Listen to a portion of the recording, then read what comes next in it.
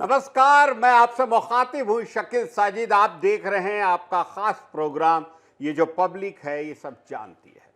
जी हाँ, हमारे लिए एक और फख्र की बात है कि छत्तीसगढ़ को देश के सबसे स्वच्छ राज्यों की श्रेणी में तीसरा स्थान मिला है और पाटन को सबसे स्वच्छ छोटे शहरों की श्रेणी में द्वितीय पुरस्कार प्राप्त हुआ है।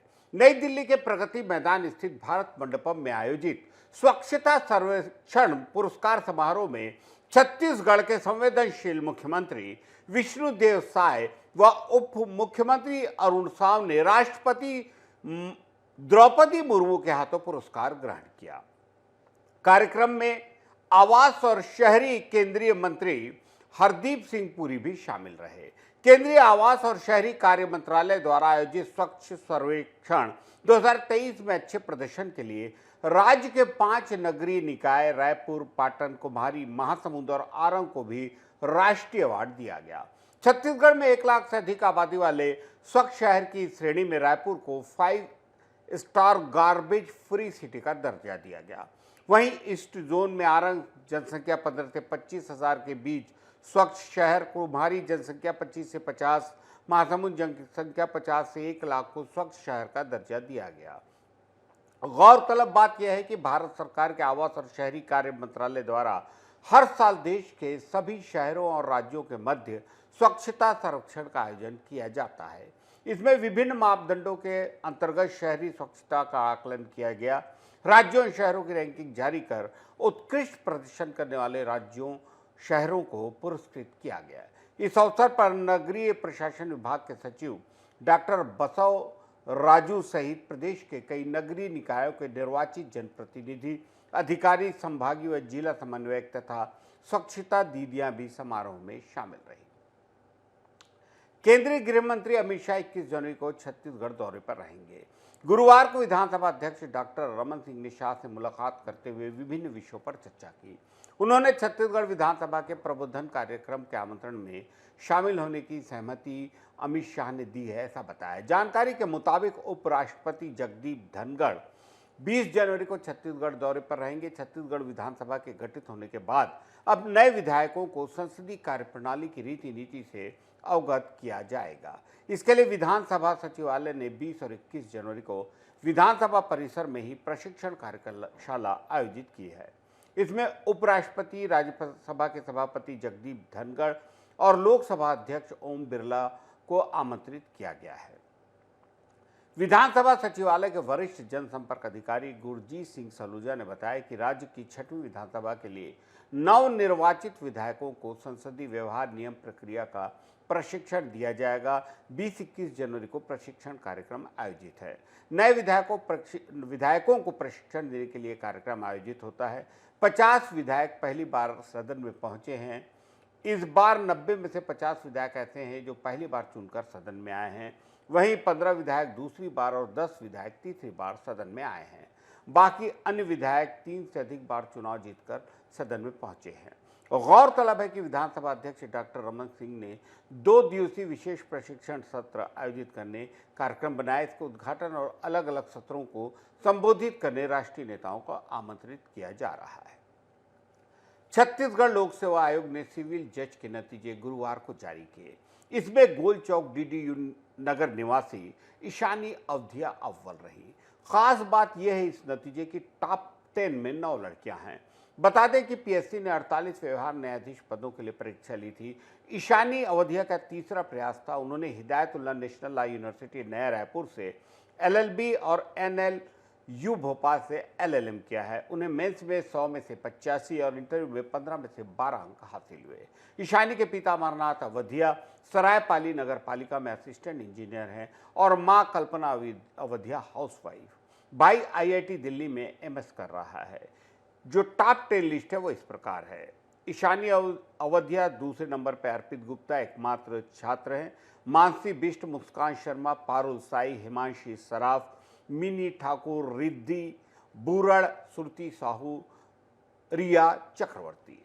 ईशानी का कहना है कि मां लायर थी, उनसे ही प्रेरणा मिली है। शादी से पहले वो लायर थी, उनसे ही इस फील्ड में आने की प्रेरणा मिली। इससे पहले 2 बार इंटरव्यू राउंड तक पहुंची लेकिन सफलता नहीं मिली। हिम्मत नहीं हारी ईशानी ने, क्योंकि उसे यही करना था।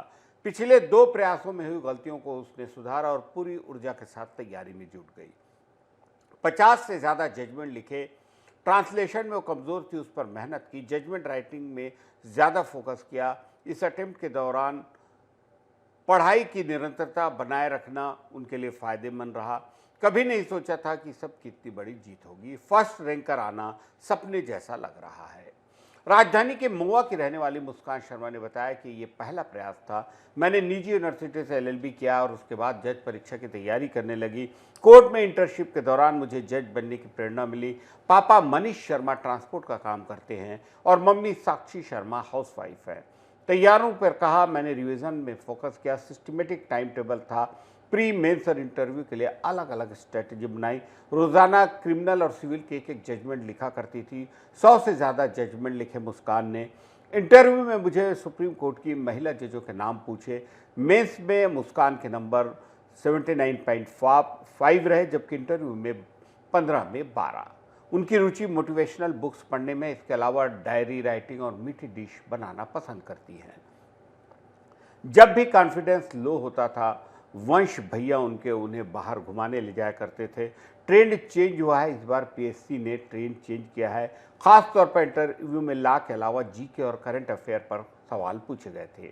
इतना ही नहीं, इंटरव्यू में ही इन डेप्थ और हाइपोथेटिकल टाइप के सवाल भी होते। ये कहना है Nitin Namdev, Chanakya law academy, Raipur. Trainee जज को देख मिली प्रेरणा। वैसे तो मेरे टीचर ने कहा था कि अगर लॉ कर रही हूँ तो जज की तैयारी करूँ। इंटर्नशिप के दौरान जब मैं अंबिकापुर कोर्ट जाती थी तो वहाँ एक ट्रेनी जज को देखकर कॉन्फिडेंस बढ़ जाता था। हिमांशी सराफ ने बताया, उन्हें 6वीं रैंक मिली है। उनका ये पहला प्रयास था। इंटरव्यू में बेसिक सवाल पूछे गए। अंबिकापुर से हूँ, इसलिए सरगुजा का मतलब और वहाँ की खूबियाँ पूछी गई। मैंने गुरु घासीदास यूनिवर्सिटी से LLB की है, हिमांशी सराफ ने। इसके बाद कोचिंग के अलावा सेल्फ स्टडी की। 50 जजमेंट लिखे। पिता घनश्याम सराफ प्राइवेट जॉब करते हैं और उनकी मम्मी लीना सराफ हाउसवाइफ है। टॉप 10 में आऊँगी, इसका अंदाज़ा ज़रा भी नहीं था हिमांशी को। उनको यकीन भी नहीं हो रहा है, क्योंकि मॉडल आंसर जारी नहीं होता, इसलिए नंबर पता नहीं होते। मेंस में उनके नंबर 79 और इंटरव्यू में 11 हैं। हिमांशी की रुचि गार्डनिंग और ट्रैवलिंग में है। सोशल मीडिया में एक्टिव नहीं है। वेब सीरीज देखना पसंद है। और एक नई सेलिब्रिटी 1 लाख रुपए से खड़ी कर दी 800 करोड़ रुपए की कंपनी। दिल्ली की रहने वाली पूनम गुप्ता पढ़ाई पूरी करने के बाद स्कॉटलैंड में जॉब ढूंढने में काफ़ी परेशान हो गई।